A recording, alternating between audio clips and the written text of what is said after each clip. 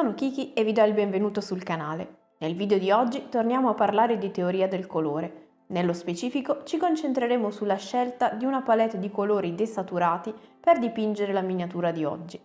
I colori desaturati, come abbiamo visto nei video dedicati alla parte teorica dei colori che vi lascio qui sotto, sono colori tenui, con una forte componente grigia, lontani dalla loro versione pura, satura e brillante. I colori si possono desaturare aggiungendo bianco, nero o altri colori. In commercio si trovano moltissimi colori già formulati così, che spesso è comodo avere già pronti all'uso e che sono alternative perfette per luci tenui o ombre neutre. Oggi però partiamo dai colori primari, componendo una palette che unisce tutti i colori principali, ovvero giallo, magenta e blu, ma in versione tenue. Per farlo ho deciso di utilizzare questo modello di un illusionista che ho stampato in resina e sul quale ho steso uno strato di primer nero Molotov e successivamente uno di nero Chimera, sempre ad aerografo, così da avere una base nera piena, intensa e senza riflessi. I colori primari, come già sappiamo, sono giallo, ciano e magenta. Unendoli a bianco e nero riusciamo a creare tutti i colori che vogliamo. Li disponiamo quindi sulla wet palette lasciando dello spazio tra loro così da poter creare i mix che ci servono. Per il giallo uniamo del bianco e ne creiamo semplicemente una versione più chiara e delicata. Lo stesso possiamo fare con il blu che unito al bianco dà vita a tonalità molto tenui e delicate di azzurro. Questi saranno più o meno i colori che useremo per il fumo, mentre per il vestiario voglio inserire colori scuri, quindi unendo blu, giallo e una punta di nero creo diverse tonalità di grigio-verde. Lo possiamo fare più verdastro oppure inserendo meno giallo e ottenendone una versione più simile all'antracite. Per l'incarnato abbiamo tante possibilità, ma per inserire anche il terzo primario, ovvero qualcosa basato sul magenta, ecco che ne creiamo uno molto ingrigito, che via via si schiarisce nelle luci.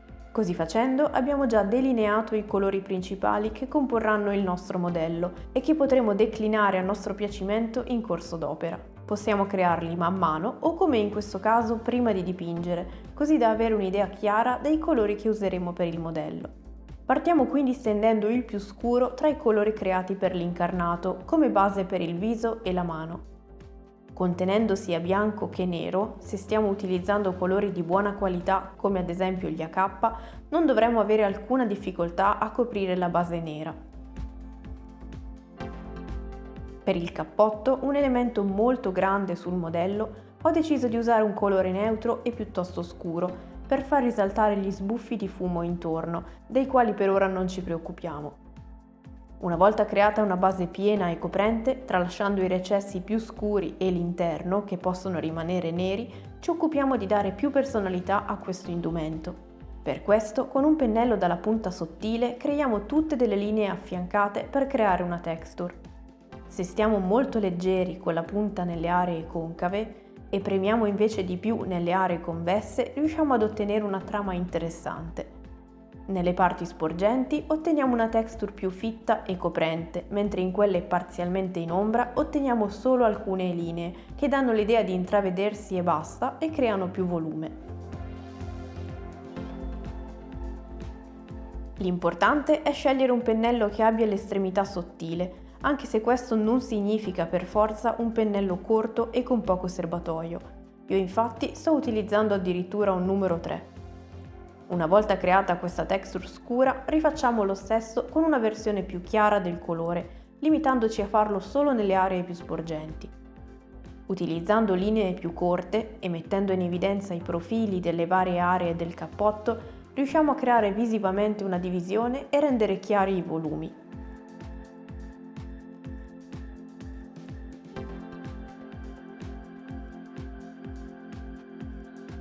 Le texture sono sempre un grande aiuto per rendere più interessanti elementi lisci e possiamo sbizzarrirci con tante trame diverse.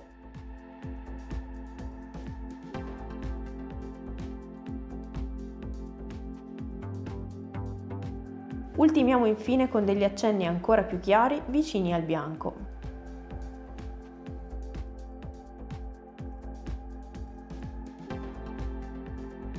Ma ora passiamo al viso. Come abbiamo visto all'inizio, unendo magenta, bianco e nero otteniamo un viola molto tenue.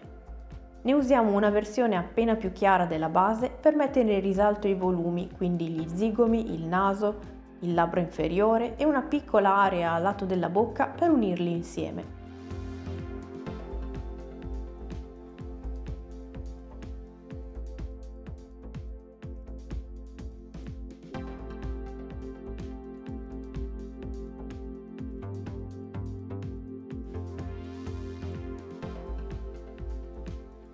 Schiariamo ancora e intensifichiamo le luci restringendole, separando lo zigomo dal naso e usando questo stesso colore come base per gli occhi.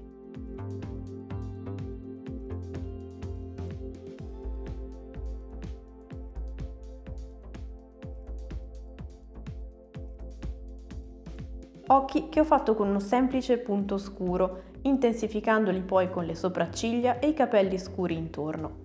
Ora che abbiamo questi due elementi, prima di passare agli indumenti sotto, ci soffermiamo sulle scie di fumo, per le quali usando il bianco puro creiamo una base piena e coprente. Qui, in base a come si vuole dipingere il personaggio, si possono interpretare anche come scie luminose e quindi predisporre poi anche degli aloni colorati. Ma oggi, come da tema, ho deciso di usare colori tenui e delicati. A questo proposito utilizziamo il giallo pallido creato prima per colorare tutte le estremità, cercando di mantenere per quanto possibile lo stesso lato.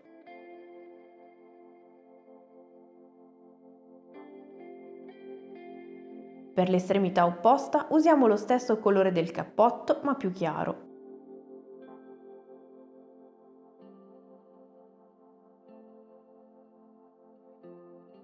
Nella sezione centrale utilizziamo poi il bianco per unirli e sfumarli meglio tra loro, inserendolo puro in alcuni recessi.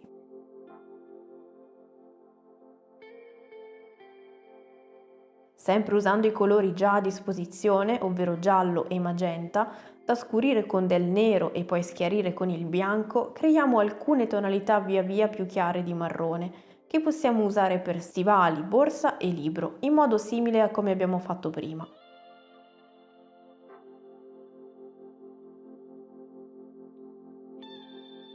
Se per i pantaloni basteranno poi degli accenni più chiari con un semplice grigio, per il panciotto possiamo usare una versione più scura dell'incarnato, così da creare anche un rimando cromatico, ma che passerà in secondo piano rispetto al resto. E questo è il risultato finale. Fatemi sapere cosa ne pensate qui sotto nei commenti e se voi preferite usare i colori saturi o questi più delicati. Io come sempre spero che il video vi sia stato utile, vi ringrazio di averlo visto fino alla fine, vi do appuntamento al prossimo e fino ad allora siate creativi.